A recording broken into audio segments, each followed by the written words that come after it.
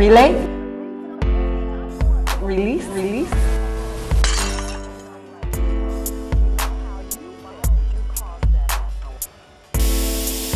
Real women, real issues.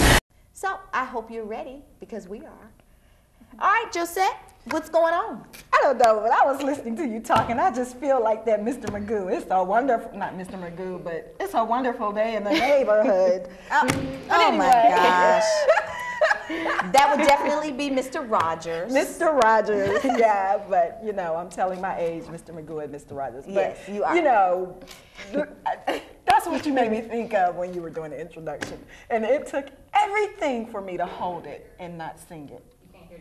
Well, we are definitely happy that you held that, because I don't think that we would just have to go ahead and say good night, good evening. We will see you again next week. If you started singing It's a Wonderful Day in the Neighborhood, or I don't even know Mr. Magoo's song. And but see, Ebony's so young, she don't even know what we're talking about. I really don't. That's what we get for having a baby Right. around. Okay. Well, you know, I only came to visit you and you put that on, so that's the only way that I know what you're talking about. Stop playing. You have 5 children. Stop playing. Your face was so stern, like, is she really telling the truth? Did I play that when she came on today? You know, Anyway. Issues. she has issues. No. All right, you know, I'm just happy to be out and about. You know, we've really been through some treacherous times here. The last week or so, it's been a little uncomfortable, to say the very least. Because I stayed home. I did what they told me to do. I definitely did. I definitely did. And I actually, it wasn't that devastating for me. I did not get cabin fever because I simply vegetated, so to speak. I relaxed as much as I could with my children at the house. They nearly drove me insane. But I watched movies and I just really had a really great time. Just being able to do nothing much. But you know, there are a couple of things that concern me with regards to the weather and different things that we are really unable to control in life. And you know, I was listening to a news report, and it talked about the fact that there was a young lady that had a car accident as a result of the ice on the road. And this person lost control of the car, and as a result of that, ended up having one of her passengers die as a result of the accident. And it's a possibility that this young lady may face charges. And But it's an accident. I kind of have a dilemma with that, because it's not the first. Driving and drugs. Well, I mean, I'm sure they're going to investigate that, but you know, we have heard in the past of situations where individuals are involved in car accidents, and it's called an accident because it didn't happen on purpose, and then those individuals are subject to jail time, and it makes me really. I'm pondering, you know, our justice system, and is that the reason why it was actually developed, and are we really utilizing it to the fullest extent when we start trying to punish people for things that happen that were kind of beyond their control? That it bothers me just a tad bit. And you know, I even think back to the young the gentleman that had been placed in jail because he killed someone in his car. He kept saying his car was out of control, and he ended up killing someone. And they put this man in jail. Wow. And he did not intentionally do anything. And I'm just. But where did it start at first? Where did the story originate at first? What do you mean? When all of this came about and they put him in jail, do you remember watching the media, the news? Sure.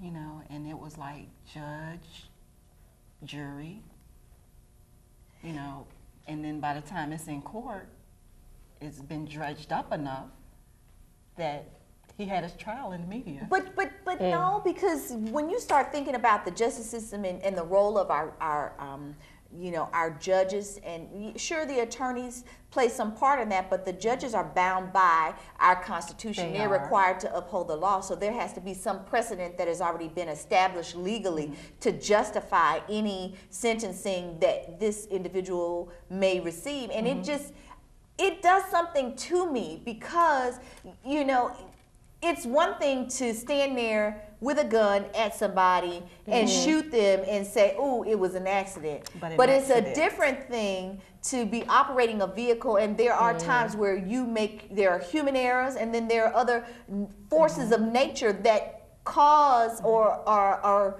catalysts to situations that occur. And it was never your intention to kill anybody. And so if you get behind the wheel of a car drunk and kill someone, you're saying, yes, go to jail.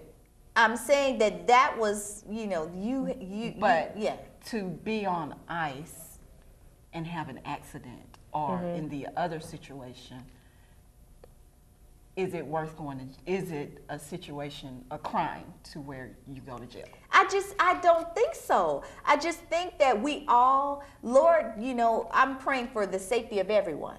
Myself, you, everyone that's driving, I pray for your safety on the road. But when you get in a vehicle or you get behind the wheel of a vehicle, you understand the risks that are involved in driving or riding. And I just think that it's difficult to, you know, to justify legally putting somebody in jail for an accident. First of all, most times when you are driving and you have caused someone some physical harm, or you take someone's life, your personal guilt is probably so much more than any jail could ever do. Because do they have insurance? Because I mean, you have insurance, yeah. It's not an insurance issue. Trying to figure it out. It's called vehicular homicide, and it bothers me. It just bothers me because I think that somehow, you know, justice to me is that goes a little beyond what justice was created for. And you know, I really would like to hear from some of you out there. If you're an attorney, or perhaps you are somehow involved in the legal system and you have a perspective on this, please email us at realwomenrealissues@yahoo.com, or, you know, send us a message via Facebook, Twitter, because I really would like to hear from you. You know, I think that this is something that we could really delve into just a little bit deeper, but I would like to have other perspectives on it. I think that this is just, I don't know. I'm passionate about it. I need somebody else out there that's passionate. Call us. I mean, we have a caller on the line. Hi, caller. Thank you for calling Real Women, Real Issues. Hey, how are y'all? We are Good. great. Calling you. Great. You know, it's a great topic, and one of the things I want to say is that if you get behind the wheel and you drink and drive, you should be held liable for your actions, because there's enough PSAs, enough people talking, even bill commercials, drink responsibly, don't drink and drive. And so a person has to know. It's like walking into a store and you taking a piece of candy and walking out without paying for it.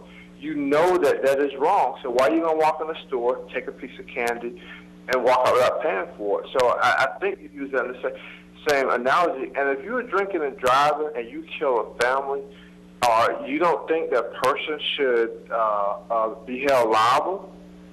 No, caller, I think you've misinterpreted what we've said. I'm saying in the instances where there are forces that have happened that were, you know, weather, other mitigating circumstances, someone cuts in front of you and you veer off, and as a result of that you cause other accidents and someone gets injured. I'm not talking about drinking and driving. That's a whole different issue. I'm not talking about texting and driving. I'm talking about those things that happen purely as a result of an accident. Well, yeah, see, now, in that case, that is true. I think it's based on, me personally, if someone else cuts you off, then that's an accident, and you accidentally kill someone in a vehicle, and, you know, we never want to to hear loss of life, especially the other way, then the person should be held responsible. But again, that goes back to... Thank you so much for calling. We appreciate your comment. And we're asking if you have something that you'd like to share with us on this issue, please feel free to email us at realwomenrealissues@yahoo.com. We certainly want to hear from you. And again, I am really petitioning for someone who's involved in the legal aspects to get in contact with us. We want to talk more about it. I think it's quite an interesting topic. It's time for us to take a break, and we will return shortly. So we hope that you will continue to stay with us. We'll be right back. And we are back, and we are certainly happy that you've continued to stay with us.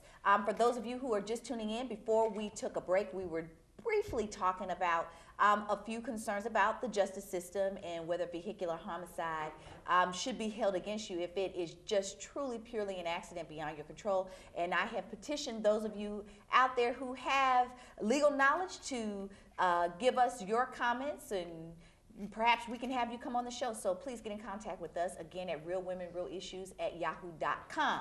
Now, for those of you who have been watching us and you are our true fans, you know that we have someone new sitting here. And I know that you're questioning whether or not Adrienne has been transformed into a 17-year-old, 18-year-old. Well, I'm just going to tell you, this is not Adrienne. This is Ebony. And where is Adrienne? Adrienne is not here, and I want to tell you that I have been bamboozled. Adrienne told me that her baby was sick, her son. Now, I know that those of you, again, who have been following us, you know Adrienne is a little confused, and she calls her dog her son. Well, I really thought that this... And her granddog. She had a grand dog. She had more than one. Cat. Right, a couple of those. But I'm upset because I have just been informed that the baby that she was referring to, that she had to rub down because he's been so sick, and I'm thinking it's her child. It is the dog. Well, I love my dog too, so.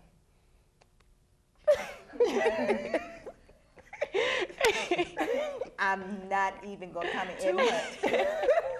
Ebony, I'm not going to go there because you are new today. Yeah.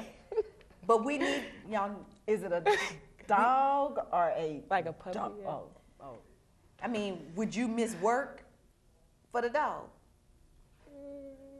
It depends on how sick. Oh, my gosh. We need a therapist on the set, I'm telling you now. Because I'm having a problem. I might need a therapist. Maybe I got it all wrong, but this is just...